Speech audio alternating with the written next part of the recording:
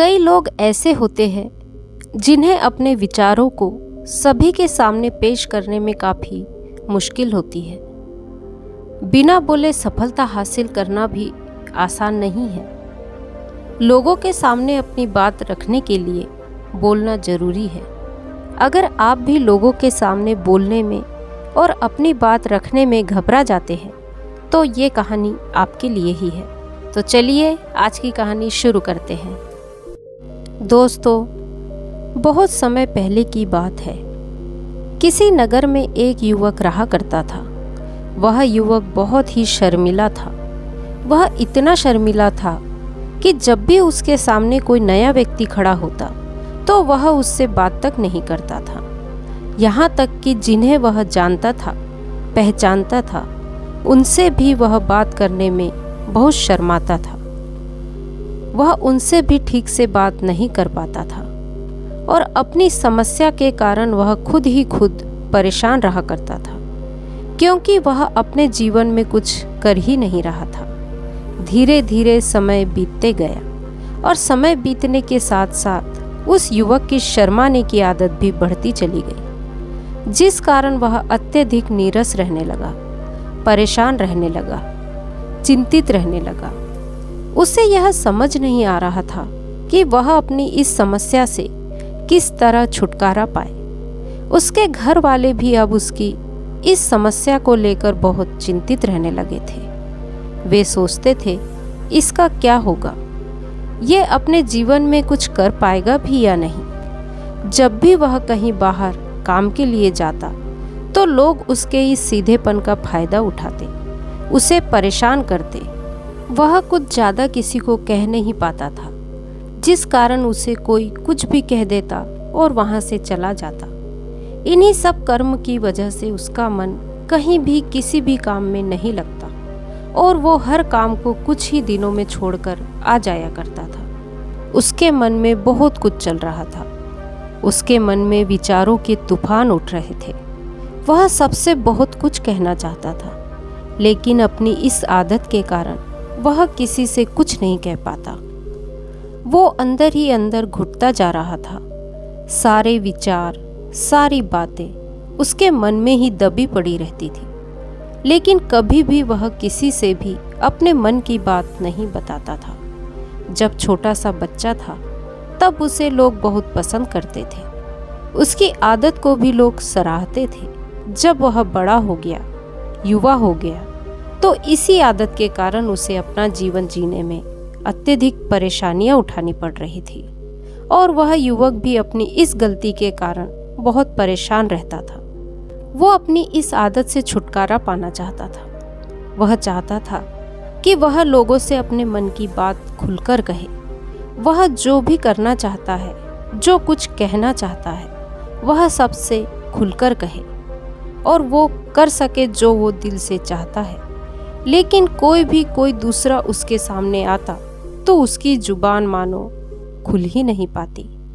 यहाँ तक कि वह अपने माता पिता के सामने भी ठीक से बात नहीं कर पाता था।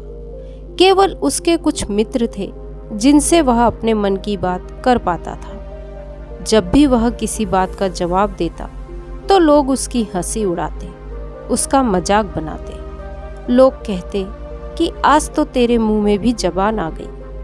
यह समस्या दिन ब दिन बढ़ती जा रही थी और इस समस्या के कारण अब उसके पिता भी अत्यधिक चिंतित रहने लगे थे।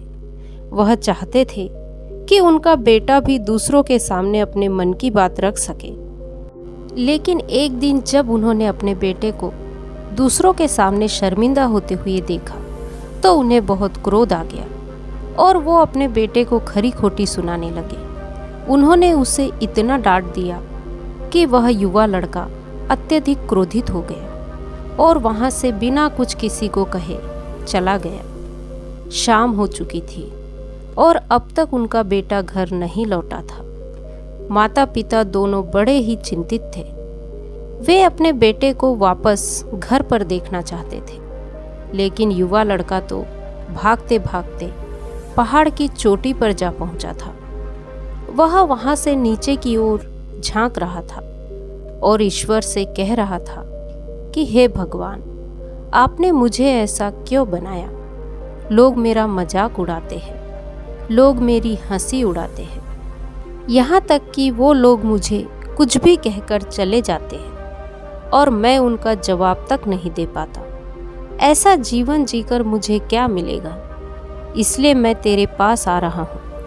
इतना कहकर जैसे ही वह युवक कूदने की तैयारी कर रहा था कि तभी पीछे से आवाज़ सुनाई पड़ी, बेटा, जान देना तो बहुत आसान है, लेकिन इस जान को तुम वापस नहीं पा सकोगे। जैसे ही यह आवाज़ उसके कानों में पड़ी, वह पीछे मुड़कर देखने लगा। उसने जैसे ही पीछे मुड़कर देखा, उसने पाया कि एक बौद्ध भिक्षु उसके पीछे खड़े हैं। उन्हें देखकर वह डर सा गया और अपने कदम पीछे खींच लिए और चुपचाप वहाँ पर खड़ा हो गया। अपनी आदत के कारण वह उनसे कुछ नहीं कह पा रहा था। तभी बौद्ध भिक्षु उस युवक से कहते हैं, बेटा, क्या बात है? आखिर तुम यहाँ पर क्या कर रहे हो और तुम अपने इस जीवन को क्यों समाप्त करना चाहते हो? यह अनमोल जीवन बहुत कम लोगों को नसीब होता है और तुम्हें यह जीवन व्यर्थ लगता है। इस पर वह युवक कहता है, नहीं नहीं, कुछ नहीं, मैं तो बस यहाँ पर खड़ा होकर देख रहा था। तभी बौद्ध भिक्षु उस युवक से कहते हैं, बेटा, मैं जानता हूँ कि तुम यहाँ पर क्या करने आए थे। तुम मुझसे कुछ नहीं छुपा सकते, लेकिन मैं चाहता हूँ कि तुम अपनी समस्या मुझे खुद बताओ, तभी मैं उसका समाधान तुम्हें बता पाऊंगा। यदि तुम चाहते हो कि कोई तुम्हारी मदद करे, तो उसके लिए पहले तुम्हें ही आगे बढ़ना होगा।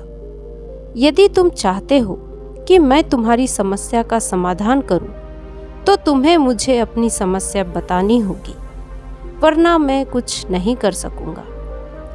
उन बौद्ध भिक्षु की बात सुनकर वह युवक कहता है, नहीं, मैं ठीक हूँ, मैं सच कह रहा हूँ। उस युवक की यह बात सुनकर बौद्ध भिक्षु उस युवक से कहते हैं, ठीक है बेटा, यदि तुम नहीं चाहते कि मैं तुम्हारी मदद करूं, तो कोई बात नहीं, मैं तुम्हारी बात पर विश्वास कर लेता हूं। लेकिन तुम्हें भी मेरी एक बात पर विश्वास करना चाहिए कि मैं तुम्हारी मदद के लिए यहाँ पर आया हूँ। तुम चाहो तो अपनी समस्या मुझे बता सकते हो और मैं तुम्हारी इस समस्या का समाधान भी अवश्य करूँगा। इसका जवाब देते हुए युवक उन बौद्ध भिक्षु से कहता है, नहीं नहीं, मैं ठीक हूँ, आप जाइए। इस पर वह बौद्ध भिक्षु उस युवक से कहते हैं, ठीक है बेटा, यदि तुम चाहते हो कि मैं यहाँ से चला जाऊँ, तो मैं यहाँ से चला जाता हूँ। लेकिन मेरी एक बात याद रखना, मेरे जाने के बाद मैं कोई तुम्हारी मदद नहीं कर पाऊँगा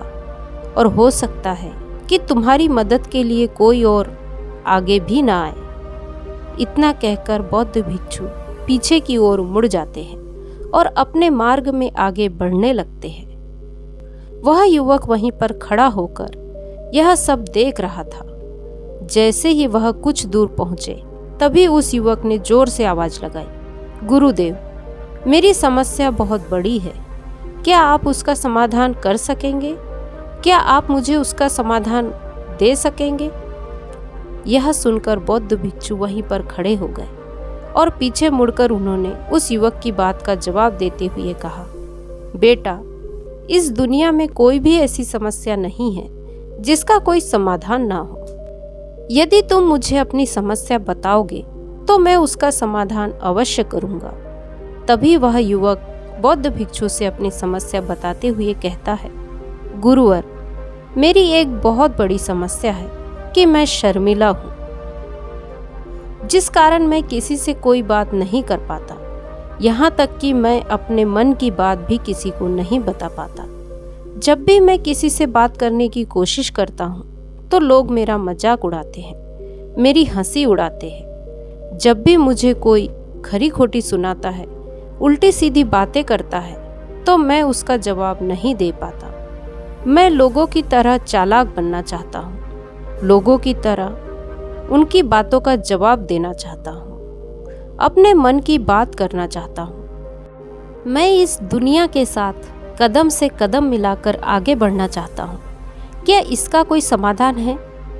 बौद्ध भिक्षु ने उस युवक की सारी बातें ध्यानपूर्वक सुनी और फिर जवाब देते हुए कहा, बेटा, जरूरत से ज्यादा शर्मिला होना, इसका अर्थ यह है कि तुम्हारे अंदर कोई डर है जिसे तुम पहचान नहीं पा रहे हो, जिस कारण तुम उसका समाधान करने में भी असमर्थ हो। शर्म करना अलग बात है और डरना अलग बात। जब हमारे भीतर डर होता है तब हम कहीं भी किसी से भी कोई भी बात नहीं कर सकते।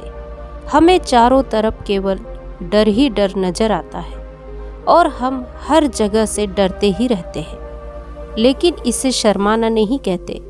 शर्म तो बस एक हद तक तुम्हें चुप रख सकती है। फिर वह बौद्ध भिक्षु उस युवक से कहते हैं, बेटा, तुम सबसे अधिक किससे शर्माते हो? युवक इसका जवाब देते हुए कहता है, गुरुवर, मुझे अपने पिता से बात करने में बहुत शर्म आती है। मैं उनके सामने कुछ बोल ही नहीं पाता। तब बौद्ध भिक्षु उस युवक से कहते हैं, अच्छा तो यह बताओ, जब तुम अपने पिता से बात कर रहे होते हो या फिर बात करने का प्रयास करते हो तो तुम्हारे मन में कैसे ख्याल आते हैं? युवक इसका जवाब देते हुए कहता है, गुरुवर, जब भी मैं अपने पिता से बात करने का प्रयास करता हूँ तो मुझे ऐसा लगता है कि मानो मेरे पिता अभी मुझे डांट देंगे, मुझ पर क्रोध करेंगे या मुझसे नाराज हो जाएंगे। और कहीं ना कहीं मुझे यह भी लगता है कि मैं कुछ गलत बात ही करूँगा। यहाँ तक कि मेरे मन में ऐसे भी ख्याल आते हैं कि शायद मेरे पिता मुझसे प्यार ही नहीं करते। परंतु गुरुवर, आप कहते हैं कि शर्म अलग है और डरना अलग बात है, तो क्या कोई ऐसा उपाय है जिससे मुझे डर ही ना हो? क्या कोई ऐसा रास्ता है जिससे मेरे अंदर का ये डर पूरी तरह से समाप्त हो जाए? कृपा करके मुझे इस समस्या का समाधान बताइए। मुझे अपने इस डर से बाहर निकलना है। मुझे लोगों की तरह अपने इस जीवन को खुलकर जीना है। उस युवक की ये सारी बातें सुनकर बौद्ध भिक्षु युवक से कहते हैं, जाओ और अपने पिता से कहो कि मुझे कुछ काम करना है और उसके लिए मुझे आपसे कुछ धन चाहिए। यदि तुम उनसे धन मांगने में कामयाब हो गए तो मैं तुम्हें तुम्हारी समस्या का समाधान अवश्य बताऊंगा। वह युवक काफी घबरा गया। उसने उन बौद्ध भिक्षु से कहा, गुरुवर, मुझे यह कार्य मत दीजिए। मैं उनसे कुछ नहीं कह पाऊंगा। उनके सामने तो मेरी बोलती तक बंद हो जाती है। मैं उनसे धन भला कैसे मांगूंगा? यह बात सुनकर बौद्ध भिक्षु उस युवक से कहते हैं, तब तो तुम्हारी समस्या का कोई भी समाधान नहीं है और ना ही तुम कभी भी अपने जीवन को खुलकर जी पाओगे। यह बात सुनकर युवक बौद्ध भिक्षु से कहता है, गुरुवर, ऐसा ना कहे। कृपया करके मुझे और कोई कार्य बताइए, कोई ऐसा कार्य जिससे मेरे अंदर का डर पूरी तरह से समाप्त हो जाए। इसका जवाब देते हुए बौद्ध भिक्षु कहते हैं, बेटा, यदि तुम्हें अपने अंदर के डर को समाप्त करना है तो पहले तुम्हें मेरा यह कार्य करना होगा जो मैंने तुम्हें कहा है।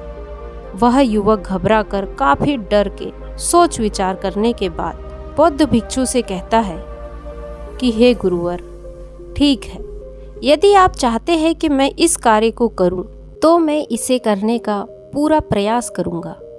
इतना कहकर वह युवक अपने घर लौट जाता है। उसे देखकर उसके माता पिता बहुत खुश हो जाते हैं और वह युवक अपने पिता से डरते डरते कहता है, पिताजी, मुझे आपसे कुछ बात कहनी है। इस पर उसके पिता कहते हैं, बोलो, क्या बात है? युवक आगे कहता है, पिताजी, मैं कुछ काम करना चाहता हूँ और उसके लिए मुझे आपसे कुछ धन चाहिए। क्या आप मुझे कुछ धन दे सकते हैं? इतना सुनकर उस युवक के पिता ने उसकी ओर ध्यान से देखा। काफी देर देखने के बाद वह खुशी से झूम उठे और तुरंत ही उन्होंने कुछ धन अपने पुत्र के हाथों पर रख दिया और कहने लगे, बेटा, इतना धन काफी है कि तुम्हें और चाहिए? इसके जवाब में वह युवक अपने पिता से कहता है, नहीं नहीं पिताजी, इतना काफी है, मैं इतने से काम चला लूंगा। वह युवक उस धन को लेकर तुरंत दौड़ा दौड़ा उन बौद्ध भिक्षु के पास लौट आता है और जो धन उसने अपने हाथों में ले रखा था उसे दिखाते हुए वह कहता है, गुरुवर, जैसा आपने कहा था मैं धन लेकर आपके पास आ चुका हूँ। मैंने अपने पिता से धन मांग लिया है। अब मुझे आप मेरी समस्या का समाधान बताइए। तब बौद्ध भिक्षु उस युवक से कहते हैं, अरे इतनी जल्दी क्या है, अभी तो तुम्हें मेरे लिए एक और काम करना है, तभी मैं तुम्हें तुम्हारी समस्या का समाधान बताऊंगा। और यदि तुम मेरे लिए इस कार्य को नहीं कर पाए तो मैं तुम्हें कभी भी तुम्हारी समस्या का समाधान नहीं बताने वाला। तभी वह युवक बौद्ध भिक्षु से कहता है, हे गुरुवर, अभी तो मैंने आपके लिए काम किया है, अभी आप मुझे एक और काम करने के लिए कह रहे हैं। तब बौद्ध भिक्षु उस युवक से कहते हैं, हाँ, तुम्हें मेरे लिए एक और काम करना ही होगा। उस युवक ने एक बार फिर से काफी देर सोच विचार कर बौद्ध भिक्षु से कहा, अच्छा ठीक है, बताइए अब मुझे क्या करना है। इसके जवाब में बौद्ध भिक्षु उस युवक से कहते हैं, जाओ और यह धन जो तुमने अपने पिता से मांग कर लाया है, इस धन को वापस अपने पिता को लौटा दो और साथ साथ यह भी कहना कि पिताजी, मैं अभी काम नहीं करना चाहता, लेकिन जब समय आएगा तो मैं आपसे यह धन वापस ले लूँगा और उससे अपना काम पूरा करूँगा। यह बात सुनकर युवक एक बार फिर से ऊपर से नीचे तक पूरी तरह से कांप जाता है और कहता है, गुरुवर, आप मुझे कोई और काम सौंप दीजिए, मैं उसे जरूर करूँगा। लेकिन अब यदि मैं धन लेकर उनके पास वापस गया तो वह क्या सोचेंगे? मैं तो उनके सामने शर्मिंदा हो जाऊंगा। इसलिए गुरुवर, कृपया करके मुझे कोई और काम दे दें। तब बौद्ध भिक्षु उस युवक से कहते हैं, बेटा, जो काम मैंने तुम्हें सौंपा है तुम इस कार्य को पूरा करो, अन्यथा तुम्हारी समस्या का समाधान मैं तुम्हें नहीं बताने वाला। काफी देर सोच विचार करने के बाद वह युवक बौद्ध भिक्षु से कहता है, ठीक है गुरुवर, मैं वापस जाता हूँ और यह धन लौटाकर मैं अभी आता हूँ। वह तुरंत दौड़ा दौड़ा अपने पिता के पास वापस लौटा। उसने अपने पिता से कहा, पिताजी, मैं यह धन अभी नहीं लेना चाहता, अभी के लिए यह धन आप मुझसे वापस ले लीजिए। जब मुझे कोई काम पड़ेगा तो मैं आपसे यह धन वापस ले लूँगा। उसके पिता ने उस युवक की तरफ घूर घूर कर काफ़ी देर तक देखा और फिर मुस्कुराते हुए कहने लगे, बेटा, मैं समझता हूँ कि किसी भी काम को शुरू करने से पहले हमें उसके बारे में जानकारी इकट्ठा करनी चाहिए, उसके बारे में समझना जरूरी है। कब, क्या और कैसे करना है, इसके बारे में भी हमें पूरी जानकारी लेनी पड़ती है। कोई भी काम ऐसे ही नहीं शुरू किया जा सकता, उसमें हम सफल होंगे या नहीं, इसका भी अनुमान हमें पहले ही लगाना पड़ता है। और जब हम इन सभी के बारे में सही जानकारी प्राप्त कर लेते हैं तब हमें धन लगाना चाहिए। मुझे बहुत खुशी है कि तुमने यह सही निर्णय लिया है। जब तुम्हें यह समझ में आ जाए कि जो कार्य तुम करने जा रहे हो वह तुम्हारे लिए उचित है, तब तुम चाहो तो मैं तुम्हें यह धन वापस लौटा दूंगा। युवक अपने पिता से यह सारी बातें सुनकर मन ही मन बहुत प्रसन्न था। उसने यह तो उम्मीद तक नहीं की थी कि उसके पिता हंसकर उसे इस तरह से सारी बातें समझाएंगे। और जब वह मन ही मन ये सब सोच रहा था, तभी उसके पिताजी उसके और करीब आए और अपने युवा बेटे को गले लगा लिया। जैसे ही उसके पिता ने उस युवक को गले लगाया, उसको बहुत अच्छा महसूस हुआ। उसका आत्मविश्वास, उसका हौसला और बढ़ता गया। उसके बाद युवक वापस बौद्ध भिक्षु के पास लौटा और कहने लगा, गुरुवर, जैसा आपने कहा था मैंने बिल्कुल वैसा ही किया है। मैंने धन अपने पिता को वापस कर दिया है। अब तो कृपया करके मुझे मेरी समस्या का समाधान बता दीजिए। तब बौद्ध भिक्षु उस युवक की तरफ देखकर मुस्कुराते हैं और कहते हैं, बेटा, इतनी जल्दी क्या है, अभी तो तुम्हें मेरे लिए एक और काम करना ही पड़ेगा। वह युवक कहता है, महाराज, आप आखिर मुझे बार बार इस तरह से काम क्यों करवा रहे हैं? क्या आपके पास मेरी समस्या का कोई समाधान नहीं है? कहीं आप मुझे बेवकूफ़ तो नहीं बना रहे हैं, जिस तरह से लोग मुझे बेवकूफ़ बनाते हैं? क्या आप भी मेरे साथ वही तो नहीं कर रहे? जो जो आपने कहा मैंने वो किया। जब आपने कहा कि अपने पिता से पैसे मांग कर लाओ, तो मैंने पैसे मांग कर लाए।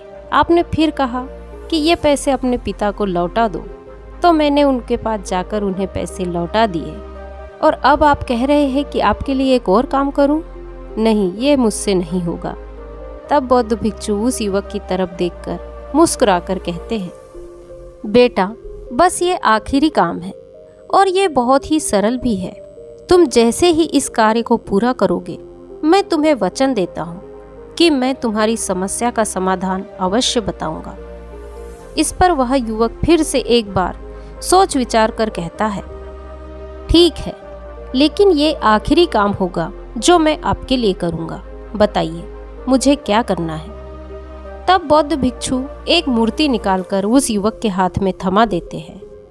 मूर्ति दिखने में बहुत ही साधारण सी थी, लेकिन वह बौद्ध भिक्षु उस युवक से कहते हैं, बेटा, तुम्हें इसे बाजार में ले जाना है और बेचना है।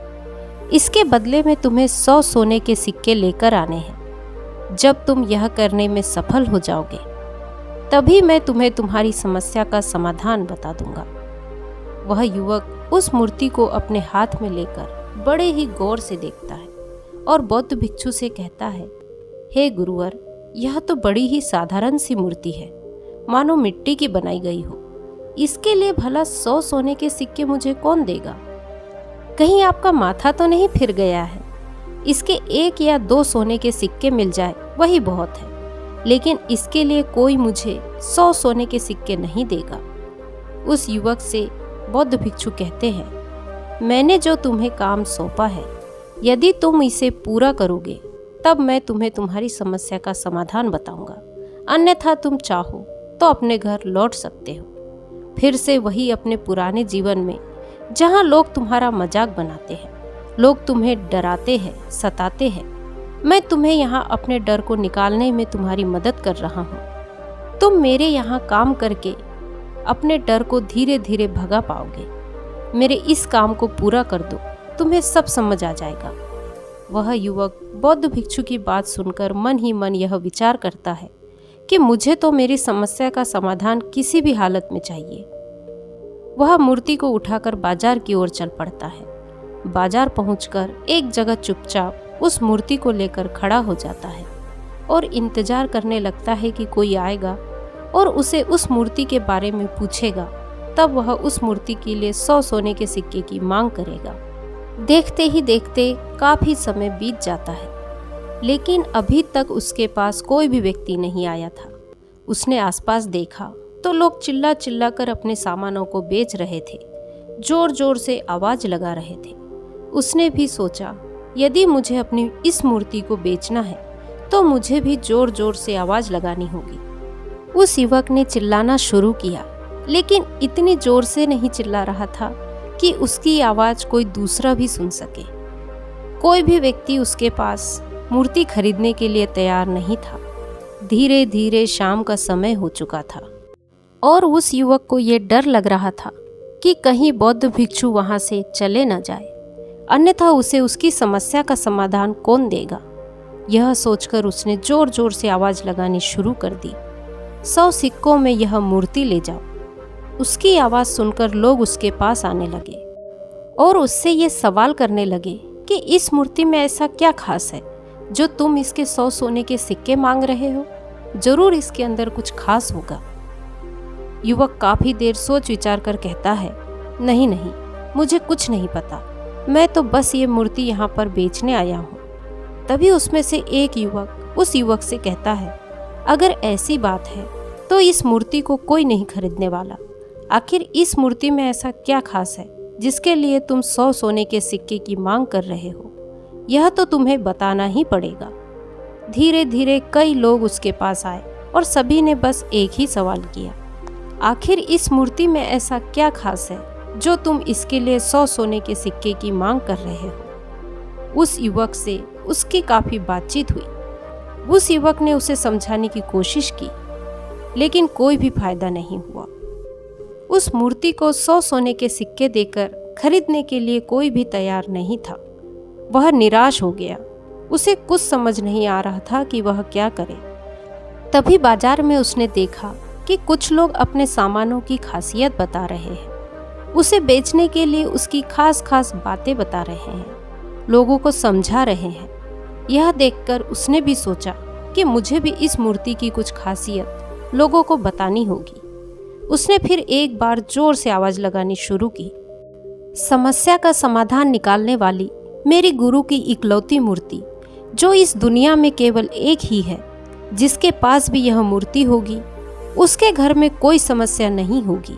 यह मूर्ति उस समस्या का समाधान तुम्हें अवश्य बताएगी। ये सुनकर लोग उसके पास पहुंचने लगे और उससे यह सवाल करने लगे, क्या सच में यह मूर्ति जिसके पास होगी उसके पास कोई समस्या नहीं होगी? क्या सच में यह सभी समस्याओं का समाधान करेगी?